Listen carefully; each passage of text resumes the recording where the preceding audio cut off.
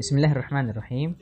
الحمد لله حمدا كثيرا طيبا مباركا فيه مباركا عليه كما يحب ربنا ويرضى، ثم الصلاة والسلام على المبعوث رحمة للعالمين نبي الرحمة وإمام الهدى، وبعد إن شاء الله تعالى يزالو تمرتاችን የሚሆነው ከሼክ መሐመድ ብን አብዱል ወሃብ ረሂመሁላሁ ተዓላ ከሳቸው ኪታብ شروط الصلاة وأركانها وواجباتها የሚለውን ኪታብ እንመለከታለን።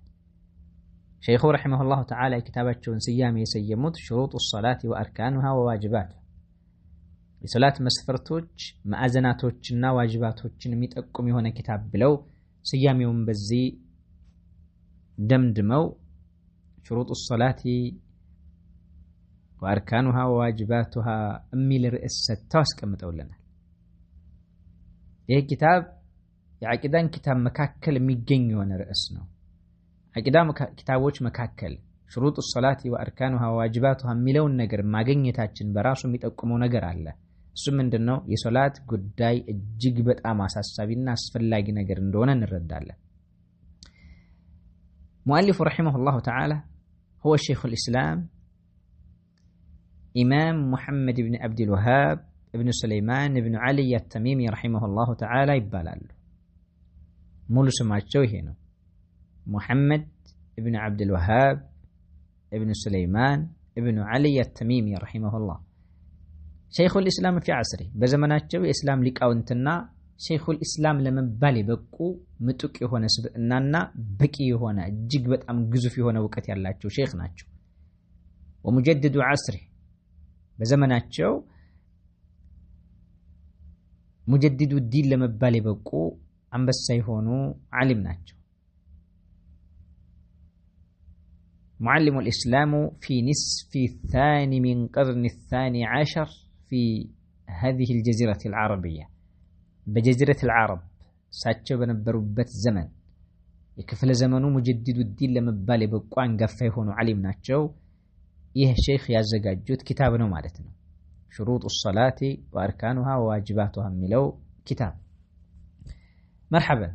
إنن كان عندما بيأكل شيخ رحمه الله تعالى من يلالو شروط الصلاة 9 የሶላት ሸርጦችና መስፈርቶች 9 ናቸው ይላሉ። ይሄ የሶላት መስፈርቶች 9 ናቸው የሚለው ማዕሩፉን عند الحنابلة በሐናቢላዎች መዝሐብ የታወቀ የሆነ ጉዳይ ነው ማለት ነው። አማ ሌሎች መዝሐቦች ስንመለከት ለምሳሌ የሐነፊያ መዝሐብ ብንመለከት شروط الصلاة 27 እንደሆነ ያስቀምጣሉ ኢማም አቡ ሐኒፋ። የሐነፊያ መዝሐብ ተከታይ ሆናችሁ ሐነፊያ መዝሐብ የምትቀሩ የቀራችሁ ወንድም እህቶች ካላችሁ እዚህ ቦታ ላይ ይሄን ስናገር የት ኪታብ ላይ እንዳለ ታውቁታላችሁ። ኑር الإيضاح ونجاة الأرواح في فقه الحنفي ኪታብ معروف የሆነ ኪታብ ነው። ግዙፍ የሆነ ኪታብ ነው። شرط الصلاة أبو الليث مقدمة تحفة كقرام بحالا من ناقينيو أمستنيا درجة لاي ميقينيونا قزو في وانا كتابنا حقيقة هي كتاب نازل لي كتاب الصلاة إلنا باب شروط الصلاة وأركانها نميلا زالي سياسكمت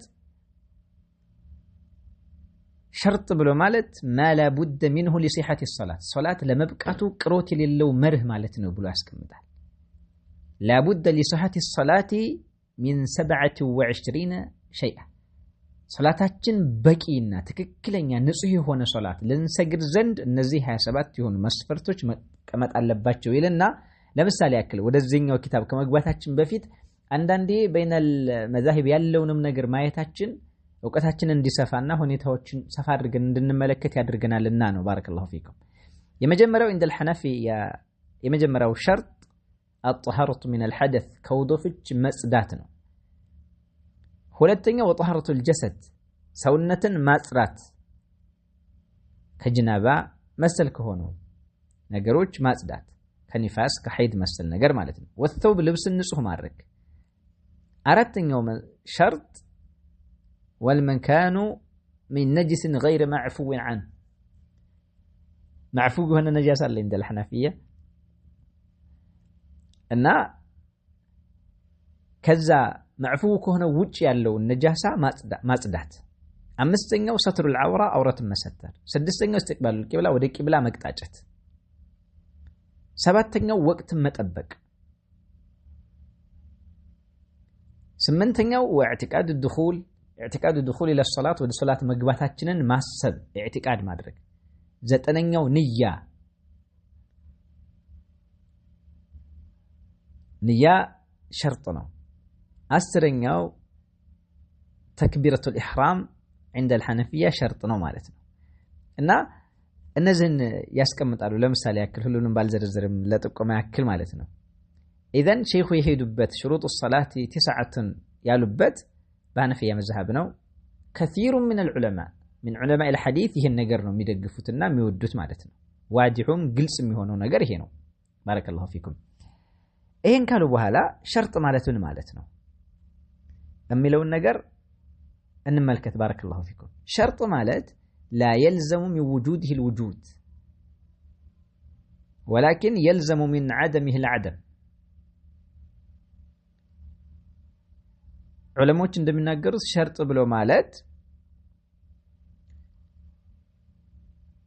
والشرط الذي لا يلزم من وجوده الوجود وينتفي المشروط عند انتفاع الشرط كشرط الصلاة. لا يلزم من وجوده الوجود ولكن يلزم من عدمه العدم. فمتى عدم الشرط عدم المشروط ولكن لا يلزم من وجوده الوجود حتى تستكمل الشروط كلها مع الواجبات والفرائض. وهذا الشرط لا بد منها في الصلاة فإذا استكملت صحة الصلاة. إيه مالتنا شرط مالت بمعنى من مالتنا شرط مالت لا يلزم من وجوده الوجود. شرط لما جنيته مشروط مجنيت قديت አይደለም። ለምሳሌ ውዱእ ያደረገ ሰው ሁሉ የግድ ሶላት መስገድ አለበት አይባልም። ولكن يلزم من عدمه العدم. ነገር ግን ሸርጡ መጥፋቱ መሽሩጥ ለመገኘቱ እንቅፋት ይሆናል። ውዱእ ያደረገ ሰው ሁሉ ሶላት መስገድ ባንልም ሶላት መስገድ የሚፈልግ የሆነ ሰው ግን የግድ ውዱእ ማድረግ አለበት። ዋዲህ ይሄ ማለት ነው ሸርጥ ማለት። ሸርጥ ማለት ለምናስበው ነገር መግቢያ ቅድመ ሁኔታ ማለት ነው። ወደ ሶላት ከመግባታችን በፊት ማሟላት ያለብን ቅድመ ሁኔታ ምን ይባላል? ሸርጥ ይባላል። بمعنى ሶላት ለመስገድ ውዱእ ማድረግ ሸርጥ ነው ወይም መስፈርት ወይም ደግሞ ግዴታ የሆነ ነገር ነው።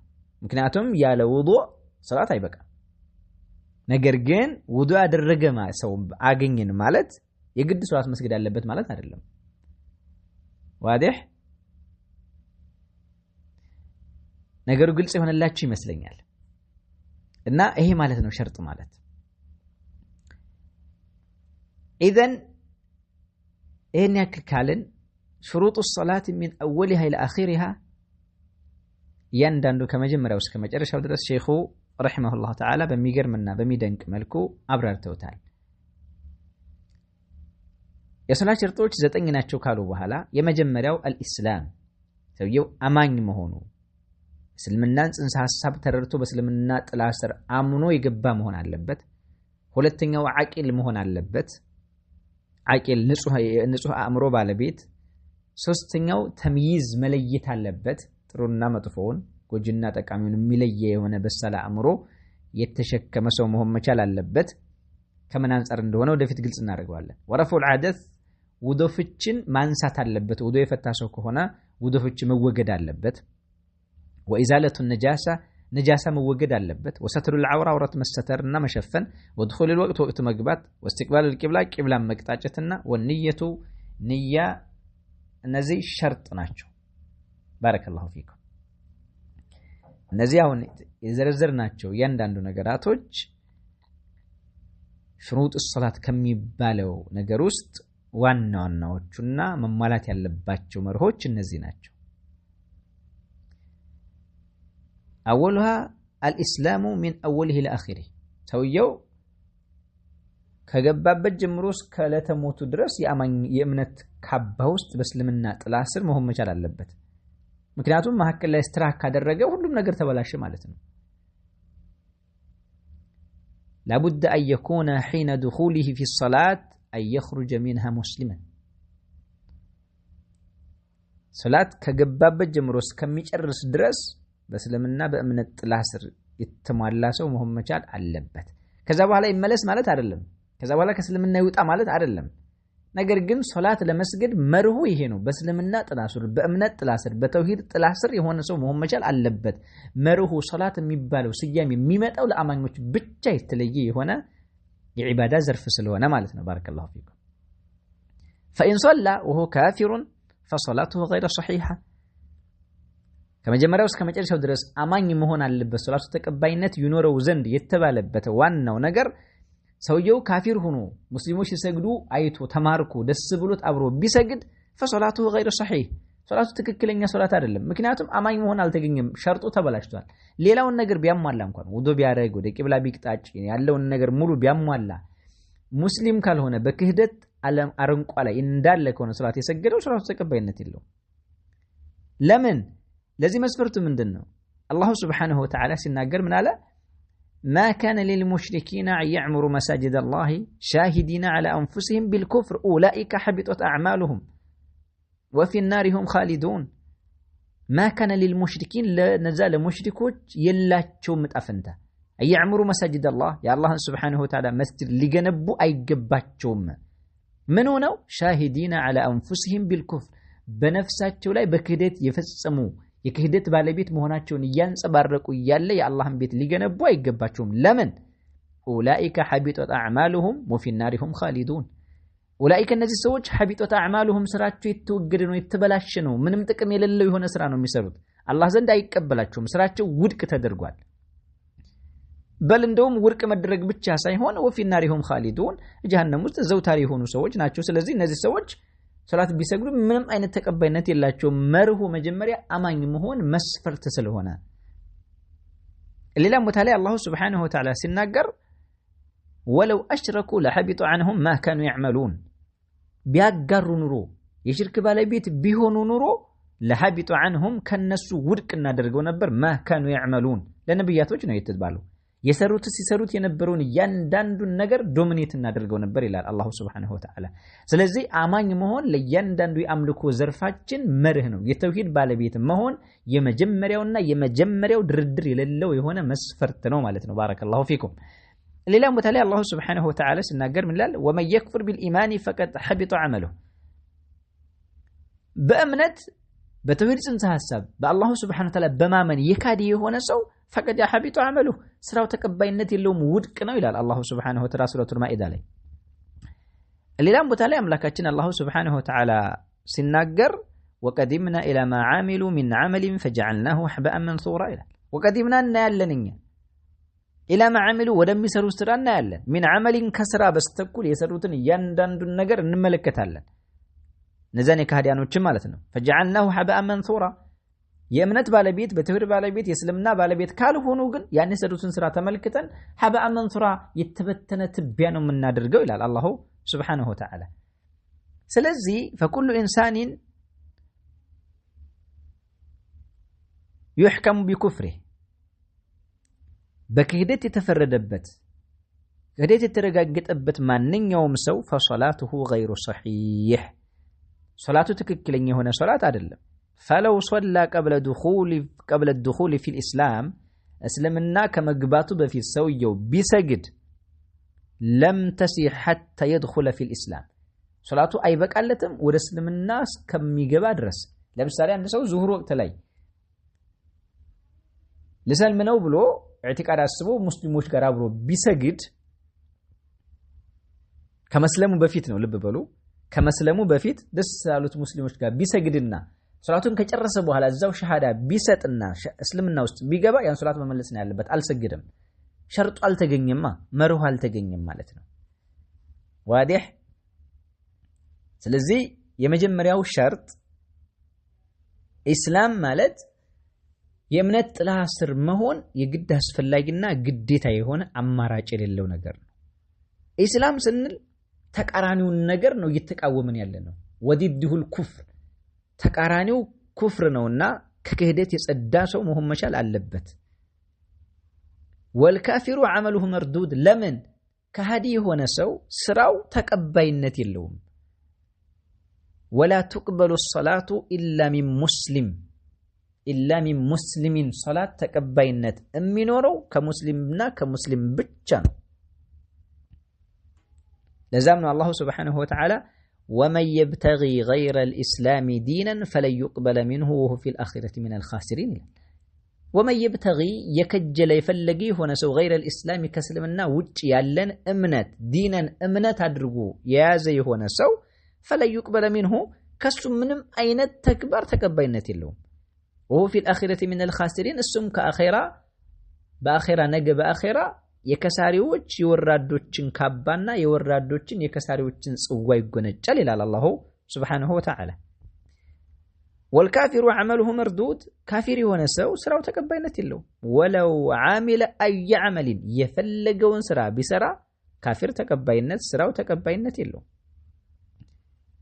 እዛ ነው ቅድም ያልነው ما كان للمشركين يعمر مساجد الله شاهدين على أنفسهم بالكفر ለነዛለ ከሃዲያኖች ለሙሽሪኮች አይገባቸውም ማያዕምሩ መሳጅድ አላህ የአላህን ሱብሓነሁ ወተዓላ መስጂድ ሊገነቡ አይገባቸውም ሻሂዲና ዐላ አንፉሲሂም ቢልኩፍር በራሳቸው ላይ በክህደት እየመሰከሩና ክህደትን እያረጋገጡ ያለ የአላህን ሱብሓነሁ ወተዓላ ቤት እንገንባ ቢሉ መብታቸው አይደለም። ለምን ኡላኢከ ሐቢጠት አዕማሉሁም ነስራቸው ተበላሽቷል።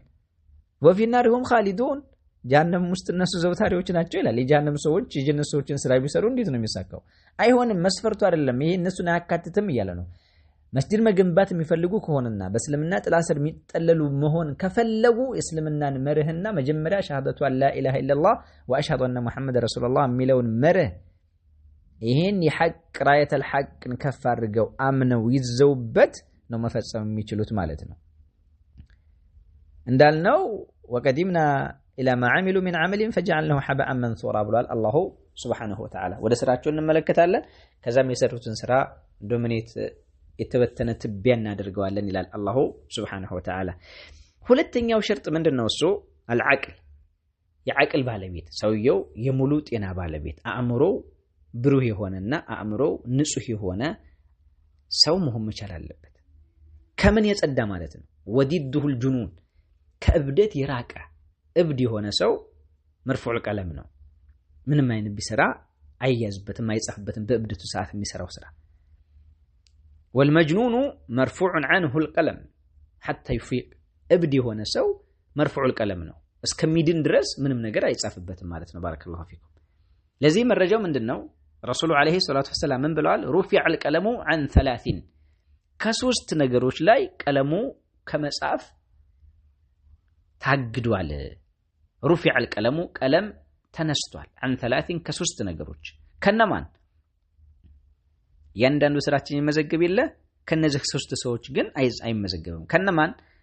النائم حتى يستيقظ የተኛ የሆነ ሰው ከእንቅልፉ እስከሚነቃ ድረስ ምንም አይነት ስራ ቢሰራ በእንቅልፍ ልቡ አይጻፍበትም።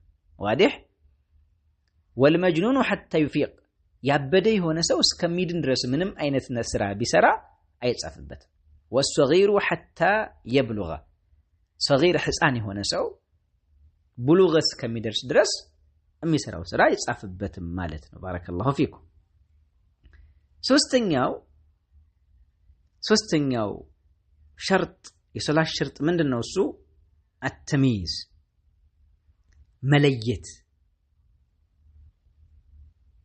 መለየት የሶላት የሆነ ሸርጥ ነው። ወዲዱሁ ሲገር ተቃራኒው ህፃንነት ነውና ከህፃንነት የወጣ በሳል የሆነ አእምሮ ነገራቶችን ማገናዘብ የሚችል የሆነ አእምሮ መኖር ሸርጥ ነው። ወሐዱሁ የዚህ የተምይዝ የነገራችን የመለየትና የብስለታችን ድንበሩ 7 ሲኒን 7 ዓመት ነው። ثم يؤمر بالصلاه 7 ዓመት የሞላው ጊዜና ምን ይደረጋል? ሰው ልጅ ተወልዶ አድጎ 7 ዓመት የሞላው ጊዜና ثم يؤمر بالصلاه ሶላት ስግድ ተብሎ ይታዛል። ትእዛዝ ነው የሚሰጠው። ለምን? لقوله صلى الله عليه وسلم ውድ ነብይ عليه الصلاه والسلام ምን ብለዋል? ሙሩ አብናአኩም بالصلاه ل7 ልጆቻችሁን 7 ዓመት የሞላቸው ጊዜና ሶላት ስግዱ ብላችሁ እዘዟቸው፣ ትእዛዝ ስጡ። ወድሪቡሁም ዐለይሃ ሊ10 ሶላት ስገዱ ብላችሁ ግረፏቸው 10 ዓመት ሲሞላቸው 7 ዓመት ላይ ትእዛዝ ስጡ ከ7 ዓመት እስከ 10 ዓመት ድረስ ካልሰገዱ 10 ዓመት ላይ ያዙና ግረፏቸው ለምንድነው ሶላት ስገድ ብዬ 7 ዓመት ጀምሬ እየተናገርኩኝ ያልሰገድከው ብላችሁ 10 ዓመት ላይ ኩርኩም ከጠፋ ልጅም አይፋፋ ይባላል ኩርኩም ያስፈልጋል ማለት ነው ከዛስ ወፈርቁ በይነሁም ፊል መዳጅ በመኝታ ደግሞ እነሱን ልትለዩአቸው ይገባል ይላሉ ማለት ነው ኢንሻአላህ ተዓላ እንዳይረዝምብን የዛሬውን እዚህ ጋር እናቆማለን ቀጣይ በዚሁ መልክ እንቀጥላለን ኢንሻአላህ ተዓላ اللهم ارنا الحق حقا وارزقنا اتباعه وارنا الباطل باطلا وارزقنا اجتنابه ያልኩ ንግግሬን ቋጫለሁ والسلام عليكم ورحمة الله وبركاته